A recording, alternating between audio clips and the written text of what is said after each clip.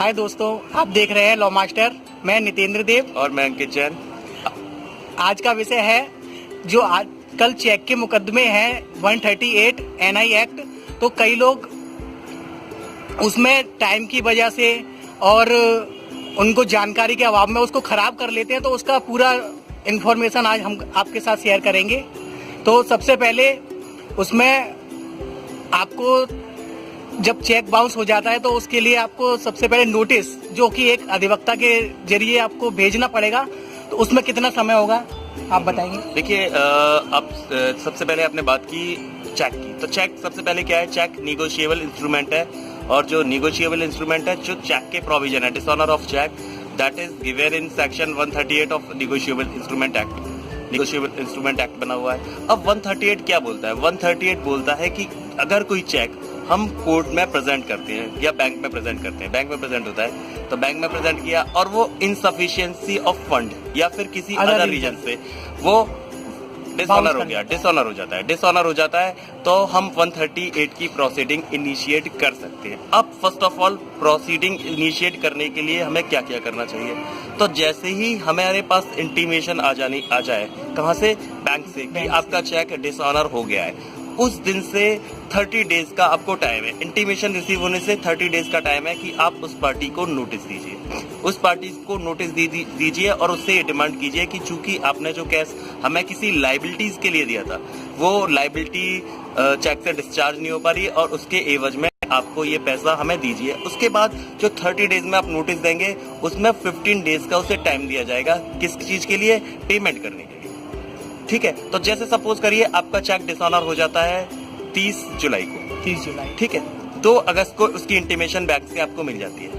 2 अगस्त को इंटीमेशन मिली तो आपके पास रहेगा 31 दिन का महीना होता है अगस्त में, तो 31 अगस्त तक, 2 अगस्त छोड़ेंगे तो 1 सितंबर तक का आपको टाइम है कि आप उस पार्टी को नोटिस दे सकते हैं। लेकिन जैसे ही आपने नोटिस भेज दिया, मान लो आप 5 दिन बाद ही नोटिस भेज देते हैं, आपने 7 अगस्त को नोटिस निकाल दिया और 7 अगस्त को नोटिस निकाल के वो 8 या 9 अगस्त को वहां डिलीवर हो गया उस पार्टी पर, तो वहां डिलीवर हो गया, तो फिर आपका एक बार कॉज ऑफ एक्शन स्टार्ट हो गया, फिर दोबारा आप उसको नोटिस दोबारा नहीं भेज सकते। यहाँ पर इसमें ही आपको क्या करना पड़ेगा? उस व्यक्ति के 15 डेज, जिस दिन उसको सर्व हो गया, 15 डेज का वेट करना पड़ेगा कि वो 15 डेज में पेमेंट करता है या नहीं। अब इस वाले केस में जो हमने एग्जाम्पल लिया, वहां उसको अगर वो 9 अगस्त को सर्व हो गया नोटिस, तो 9 अगस्त से हम काउंट करेंगे 15 डेज, दैट इज 24 ऑफ अगस्त, 24 अगस्त तक। अगर वो 24 अगस्त तक पेमेंट नहीं करता तो 24 अगस्त वो डेट होगी जिस दिन हमारा कॉज ऑफ एक्शन अराइज होगा। यहाँ बड़ी इंपॉर्टेंट चीज है कि कॉज ऑफ एक्शन किस दिन अराइज होगा। तो कॉज ऑफ एक्शन जिस दिन अराइज होगा उसके विद इन 30 डेज आप सूट कोर्ट्स में फाइल कर सकते हैं। और नोटिस में क्या क्या, जैसे कई लोग होते हैं उनको पता नहीं रहती है कि पार्टी का नाम गलत बता दिया नोट और गलत जगह डिलीवर हो गया। बिल्कुल नहीं, ये देखिए, एक और चीज मैं आपको बताऊं, लोगों को पता। सबसे पहली बात तो कि ये बड़ी इंपॉर्टेंट है कि चेक हम किस कार्य के लिए दे रहे हैं और चेक हम कितने टाइम, ये भी इंपॉर्टेंट है कि चेक हम कितने टाइम तक बैंक में प्रेजेंट कर सकते हैं। तो जो निगोशिएबल इंस्ट्रूमेंट बोलता है, वो तो बोलता है 6 मंथ और इट्स वैलिडिटी। तो पहले आपको पता होगा, पहले चेक 6 महीने के लिए वैलिड होते थे, अब वर्तमान में 3 महीने के लिए। लेकिन निगोशिएबल इंस्ट्रूमेंट एक्ट यानी एनआई एक्ट में अभी भी 6 महीने का टाइम है और इट्स वैलिडिटी, लेकिन साथ में उसमें लिखा है 6 महीने और इट्स वैलिडिटी, या इसकी जो वैलिडिटी, तो वैलिडिटी हो गई दैट इज 3 मंथ। तो 3 मंथ के अंदर अंदर हमें उसे प्रेजेंट करना होगा। अगर वो 3 महीने ही निकल गए, 3 महीने निकल गए, तो फिर हमारी रेमेडी 138 की खत्म हो जाएगी, क्योंकि वो चेक जो है वो आपका वेस्ट पीस ऑफ, मतलब उसको आप बैंक में प्रेजेंट नहीं कर सकते और उससे आप कोई रेमेडीज नहीं पा सकते। सेकंड, आपने क्वेश्चन किया कि नोटिस किसको देना पड़ेगा, या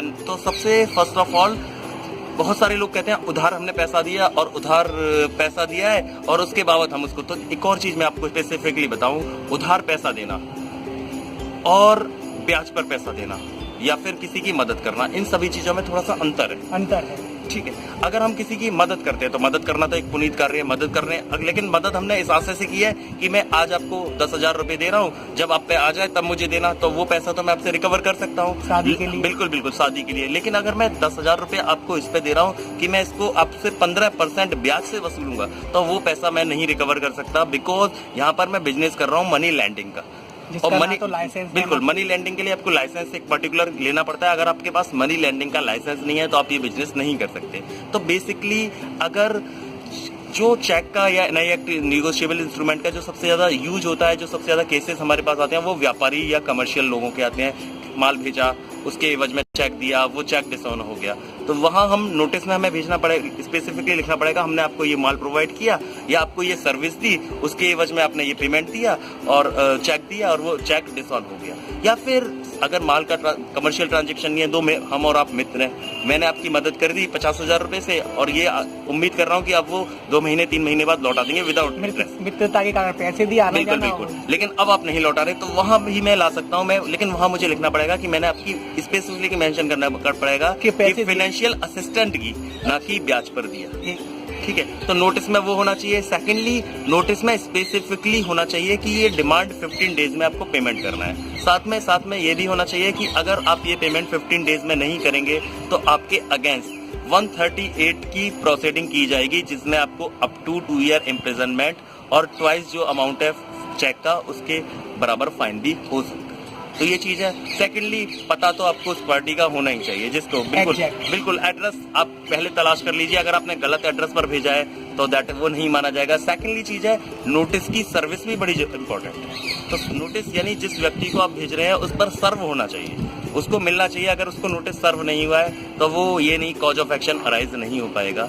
तो नोटिस की सर्विस भी बड़ी इंपॉर्टेंट है। ठीक है, इसके बाद प्रोसीजर क्या होता है इसका, तो वो हम नेक्स्ट वीडियो जो आएगा उसमें वहाँ शेयर करेंगे कि जो एनआई एक्ट का केस चलेगा वो प्रोसीजर क्या है। साथ में एक चीज मैं और बताना चाहता हूँ, कभी कभी बहुत सारे लोग आते हैं, वो चेक प्रेजेंट करते हैं और चेक प्रेजेंट कर रहे हैं, दूसरा वाला व्यक्ति है वो कहता है कि अभी उसे फोन भी किया, भाई तेरा चेक तो बाउंस हो गया, डिसऑन हो गया, पेमेंट करा, तो वो कहता है अभी रुक जाओ, मैं पेमेंट करा दूंगा। वो एश्योरेंस दे रहा है और तब तक क्या होता है, नोटिस टाइम को नोटिस देने की वैलिडिटी निकल जाती है। तो वहाँ इंपॉर्टेंट चीज है, अगर आपकी नोटिस देने की वैलिडिटी निकल गई तो आप उस चीज को यानी 138 की रेमेडीज नहीं पा सकते। फिर आप पर रेमेडी बचेगी सिविल रेमेडीज, यानी आप उस पैसे को सिविल जो सूट होता है, सिविल सूट फाइल करके रिकवर कर सकते हैं, लेकिन 138 में रिकवर नहीं कर सकते। अब दोनों में अंतर क्या है, सिविल सूट में जो भी हम रेमेडीज पाते हैं उसके लिए हमें प्रॉपर कोर्ट फीस पे करनी पड़ेगी। सपोज या 5 लाख का चेक, बिल्कुल। अब कोर्ट फीस की जो रेट है वो अलग अलग स्टेट में अलग अलग है। जैसे अगर यूपी की बात करें तो यूपी में 8-8.5% है, दिल्ली या एमपी में कुछ जगह 4% है, कुछ जगह 5% है, यूपी में हायर रेट है। तो यहाँ इसका मतलब ये हुआ कि 1 लाख रुपीज के अमाउंट पे हमें 8,500 रुपए तो केस स्टार्ट करने के लिए इनिशियली देना पड़ेगा। एग्जाम्पल है, अगर 10 लाख का अमाउंट है तो 85,000 रुपए। हालांकि इसमें भी ये चीज है, कुछ राज्यों ने क्रिमिनल मैटर में जैसे महाराष्ट्र है या एमपी है, शायद मैं एग्जैक्ट नहीं हूँ, लेकिन कुछ राज्य ऐसे हैं वहां पर इन चीजों के मींस जो क्रिमिनल केस है वहां उन्होंने उस पर भी कोर्ट फीस इम्पोज कर रखी है। तो आप अपने राज्य में देख लीजिए आप क्या कोर्ट फीस क्रिमिनल मैटर में भी लग रही है या नहीं लग रही। मैं यूपी से बिलोंग करता हूं तो वहां केवल 2 रुपए की कोर्ट फीस है, वहां 2 रुपए में काम हो जाता है। लेकिन एमपी और महाराष्ट्र में कोर्ट फीस प्रॉपर उस अमाउंट के अकॉर्डिंगली पे करनी है। और ये है कि कभी भी चेक लो किसी से भी तो उसकी पूरी डिटेल रखें और अपना एक इम्पोर्टेंट चीज और रहती है कि ये केस आएगा कहाँ। सपोज करिए मैं आगरे का हूँ और आप दिल्ली में रहते हैं, ठीक है, आपने मुझे दिल्ली की बैंक का दिया जो मैंने आगरा की बैंक में डाला और वो चेक बाउंस हो गया या डिसऑनर हो गया, तो केस किस जगह आएगा। इस पर लॉ जो है वो अलग अलग है। पुराना जो लॉ था वो ये था, जनरली लोग किसी भी स्थान पर कर देते थे, मेरे स्थान पर या आपके स्थान पर। लेकिन इस विधि व्यवस्था को एक केस आया था दशरथ रूप Singh Rathore versus union of India.